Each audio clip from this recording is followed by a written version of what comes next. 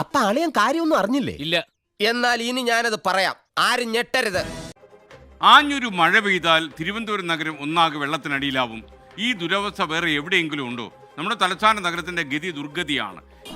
ഈശ്വര, ഇതൊക്കെ എന്റെ തലയിലാവൂലോ. അതെങ്ങനെ നിന്റെ തലയിലാവണം? പിന്നെ നീ കയറിയേക്കോ. വെള്ളക്കെട്ടിൽ കൈകാലിട്ടടിക്കുന്ന നഗരവാസികളെ കണ്ട് ദർശനം നടത്താൻ പുറത്തിറങ്ങിയ സേച്ചി മാധ്യമങ്ങളെ കണ്ടതും ഓടി.